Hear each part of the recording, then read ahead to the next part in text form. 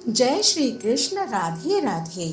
आज सुनेंगे श्रीमद् भागवत महापुराण के प्रथम स्कंद के 9वें अध्याय की कथा को। इस अध्याय में जानेंगे युधिष्ठिर आदि का भीष्म जी के पास जाना और भगवान श्री कृष्ण की स्तुति करते हुए भीष्म जी का प्राण त्याग करना। सूची कहते हैं, इस प्रकार राजा युधिष्ठिर प्रजाद्रोह से भयभीत हो गए।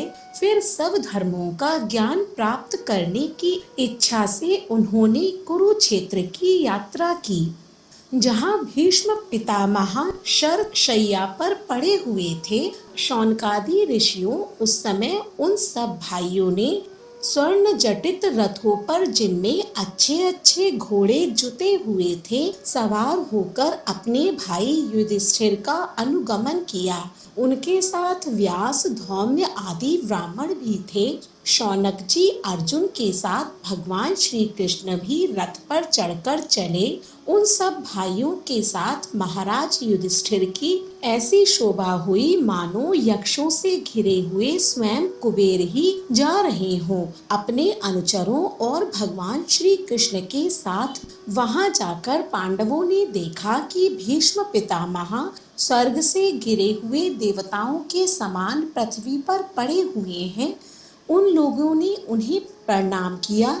शौनक जी उसी समय भारत वंशियों के गौरव रूप भीष्म पितामह को देखने के लिए सभी ब्रह्म ऋषि, देव ऋषि और राज ऋषि वहां आए। पर्वत, नारद, धौम्य, भगवान व्यास, बृहदश्व, भारद्वाज शिष्यों के साथ परशुराम जी, वशिष्ठ, इंद्र, गृत्समद, असित, गौतम, अत्रि, विश्वामित्र, सुदर्शन तथा और भी शुकदेव आदि शुद्ध हृदय महात्मागण एवं शिष्यों के सहित कश्यप, अडिंगरा पुत्र बृहस्पति आदि मुनिगण भी वहां पधारे। भीष्म पितामह धर्म को और देश काल के विभाग को, कहाँ किस समय क्या करना चाहिए, इस बात को जानते थे। उन्होंने उन बड़भागी ऋषियों को सम्मिलित हुआ देखकर उनका यथा योग्य सत्कार किया। वे भगवान श्री कृष्ण का प्रभाव भी जानते थे, अतः उन्होंने अपनी लीला से मनुष्य का वेश धारण करके वहां बैठे हुए तथा जगदीश्वर के रूप में हृदय में विराजमान भगवान श्री कृष्ण की बाहर तथा भीतर दोनों जगह पूजा की। पांडव बड़े विनय और प्रेम के साथ भीष्म पितामह के पास बैठ गए। उन्हें देखकर भीष्म पितामह की आंखें प्रेम के आंसुओं से भर गईं। उन्होंने उनसे कहा, धर्मपुत्रों, हाय हाय, यह बड़े कष्ट और अन्याय की बात है कि तुम लोगों को ब्राह्मण धर्म और भगवान के आश्रित रहने पर भी इतने कष्ट के साथ जीना पड़ा, जिसके तुम कदापि योग्य नहीं थे। अतिरथी पांडु की मृत्यु के समय तुम्हारी अवस्था बहुत छोटी थी। उन दिनों तुम लोगों के लिए कुंती रानी को और साथ साथ तुम्हें भी बार बार बहुत से कष्ट झेलने पड़े। जिस प्रकार बादल वायु के वश में रहते हैं, वैसे ही लोकपालों के सहित सारा संसार काल भगवान के अधीन है। मैं समझता हूँ कि तुम लोगों के जीवन में ये जो अप्रिय घटनाएं घटित हुई हैं, वे सब उनकी ही लीला है। नहीं तो जहाँ साक्षात धर्मपुत्र राजा युधिष्ठिर हो, गदाधारी भीमसेन और धनुर्धारी अर्जुन रक्षा का काम कर रहे हो, गांडीव धनुष हो और स्वयं श्री कृष्ण सुहृद हो, भला वहां भी विपत्ति की संभावना है। ये काल रूप श्री कृष्ण कब क्या करना चाहते हैं, इस बात को कभी कोई नहीं जानता। बड़े बड़े ज्ञानी भी इसे जानने की इच्छा करके मोहित हो जाते हैं। युधिष्ठिर, संसार की ये सब घटनाएं ईश्वरेच्छा के अधीन है। उसी का अनुसरण करके तुम इस अनाथ प्रजा का पालन करो, क्योंकि अब तुम ही इसके स्वामी और इसे पालन करने में समर्थ हो। ये श्री कृष्ण साक्षात भगवान हैं। ये सबके आदि कारण और परम पुरुष नारायण हैं। अपनी माया से लोगों को मोहित करते हुए ये यदुवंशियों में छिपकर लीला कर रहे हैं। इनका प्रभाव अत्यधिक गूढ़ एवं रहस्यमय है युधिष्ठिर। उसे भगवान शंकर, देवर्षि नारद और स्वयं भगवान कपिल ही जानते हैं, जिन्हें तुम अपना ममेरा भाई, प्रिय मित्र और सबसे बड़ा हितैषी मानते हो तथा जिन्हें तुमने प्रेमवश अपना मंत्री, दूत, सारथी तक बनाने में संकोच नहीं किया है, वे स्वयं परमात्मा हैं। इन सर्वात्मा, समदर्शी, अद्वितीय, अहंकार रहित और निष्पाप परमात्मा में उन ऊंचे नीचे कार्यों के कारण कभी किसी प्रकार की विषमता नहीं होती। युधिष्ठिर, इस प्रकार सर्वत्र सम होने पर भी देखो तो सही वे अपने अनन्य प्रेमी भक्तों पर कितनी कृपा करते हैं। यही कारण है कि ऐसे समय में जबकि मैं अपने प्राणों का त्याग करने जा रहा हूँ, इन भगवान श्री कृष्ण ने मुझे साक्षात दर्शन दिया है। भगवत परायण योगी पुरुष भक्ति भाव से इनमें अपना मन लगाकर और वाणी से इनके नाम का कीर्तन करते हुए शरीर का त्याग करते हैं और कामनाओं से तथा कर्म के बंधनों से छूट जाते हैं। वे ही देवदेव भगवान अपने प्रसन्न हास्य और रक्त कमल के समान अरुण नेत्रों से उल्लसित मुख वाले चतुर्भुज रूप से जिसका और लोगों का केवल ध्यान में दर्शन होता है, तब तक यहीं स्थित रहकर प्रतीक्षा करें जब तक मैं इस शरीर का त्याग न कर दूं। सूत जी कहते हैं, युधिष्ठिर ने उनकी यह बात सुनकर शरशय्या पर सोए हुए भीष्म पितामह से बहुत से ऋषियों के सामने ही नाना प्रकार के धर्मों के संबंध में अनेकों रहस्य पूछे। तब तत्ववेत्ता भीष्म पितामह ने वर्ण और आश्रय के अनुसार पुरुष के स्वाभाविक धर्म और वैराग्य तथा राग के कारण विभिन्न रूप से बतलाए हुए निर्वृत्ति और प्रवृत्ति रूप द्विविध धर्म, दान धर्म, राजधर्म, मोक्ष धर्म, स्त्री धर्म और भगवत धर्म, इन सब का अलग अलग संक्षेप में और विस्तार से वर्णन किया।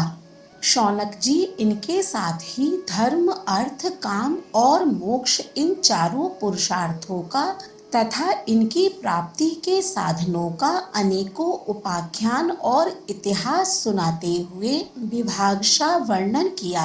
भीष्म पितामह इस प्रकार धर्म का प्रवचन कर ही रहे थे कि वह उत्तरायण का समय आ पहुंचा, जिसे मृत्यु को अपने अधीन रखने वाले भगवत परायण योगी लोग चाहा करते हैं। उस समय हजारों रथियों के नेता भीष्म पितामह ने वाणी का संयम करके मन को सब ओर से हटाकर अपने सामने स्थित आदि पुरुष भगवान श्री कृष्ण में लगा दिया।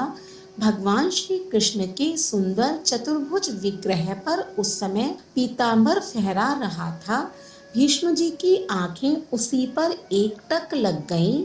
उनको शस्त्रों की चोट से जो पीड़ा हो रही थी, वह तो भगवान के दर्शन मात्र से ही तुरंत दूर हो गई तथा भगवान की विशुद्ध धारणा से उनके जो कुछ अशुभ शेष थे वे भी नष्ट हो गए। अब शरीर छोड़ने के समय उन्होंने अपनी समस्त इंद्रियों के वृत्ति विलास को रोक दिया और बड़े प्रेम से भगवान की स्तुति की।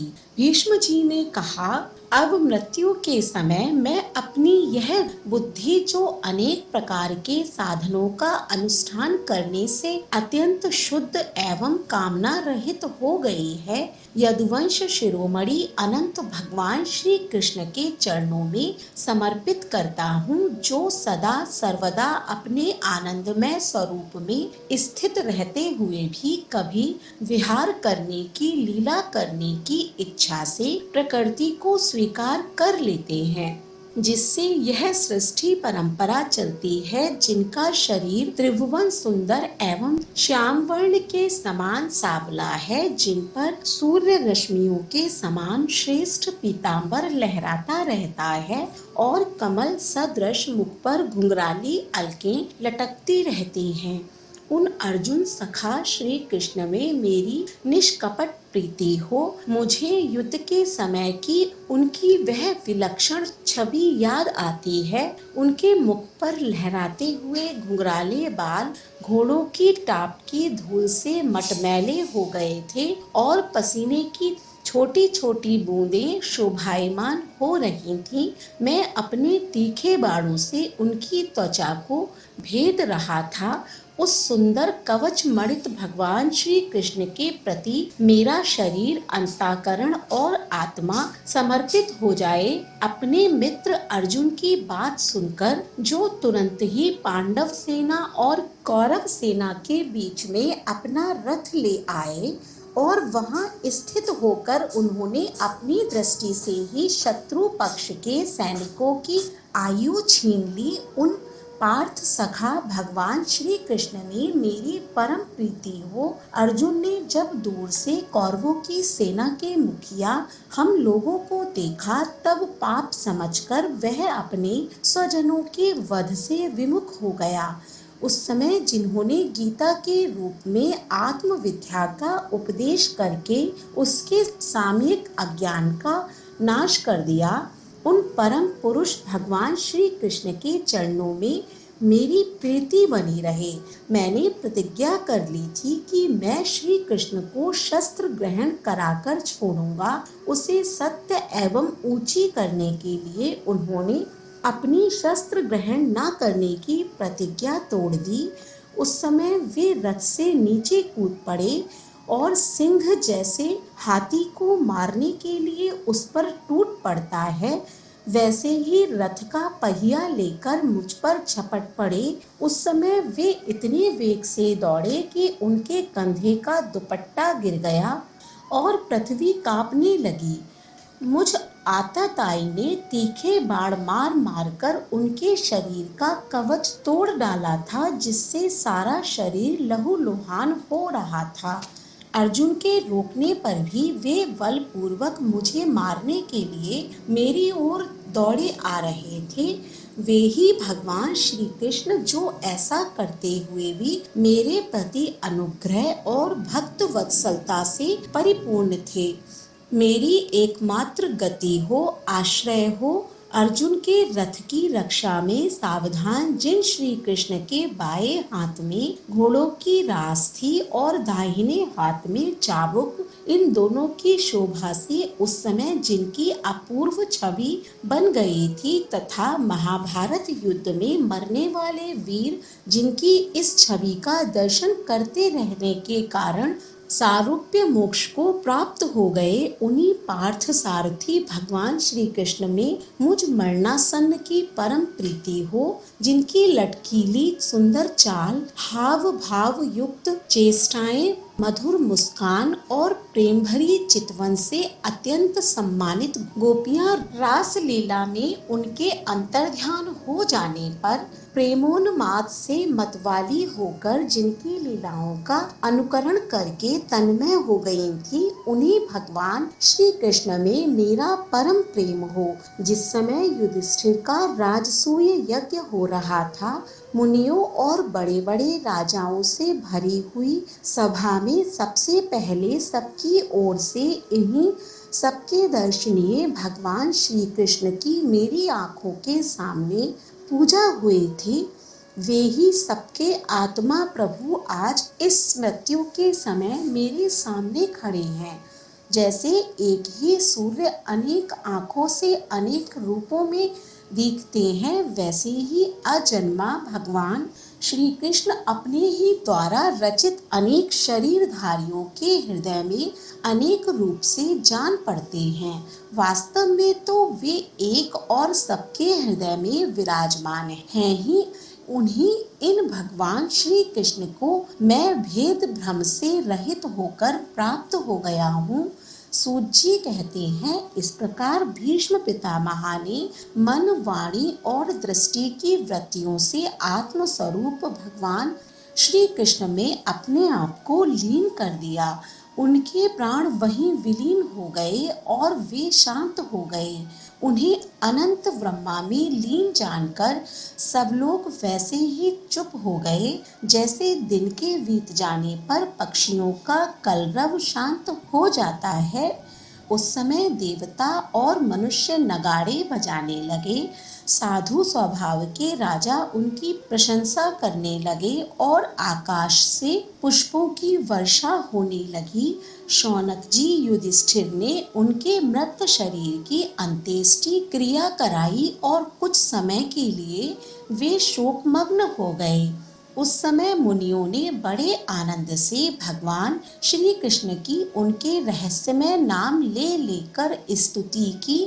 इसके पश्चात अपने हृदयों को श्री कृष्णमय बनाकर वे अपने अपने आश्रमों को लौट गए। तदंतर भगवान श्री कृष्ण के साथ युधिष्ठिर हस्तिनापुर चले आए और उन्होंने वहां अपने चाचा धृतराष्ट्र और तपस्विनी गांधारी को ढांढस बंधाया। फिर धृतराष्ट्र की आज्ञा और भगवान श्री कृष्ण की अनुमति से समर्थ राजा युधिष्ठिर अपने वंश परंपरागत साम्राज्य का धर्म पूर्वक शासन करने लगे। जय जय श्री राधे। अगले अध्याय का श्रवण करने के लिए जुड़े रहें सनातन ज्ञान और संस्कार चैनल से। आज का अध्याय पसंद आया हो तो कमेंट बॉक्स में श्री कृष्णाय नमः अवश्य लिखें। धन्यवाद।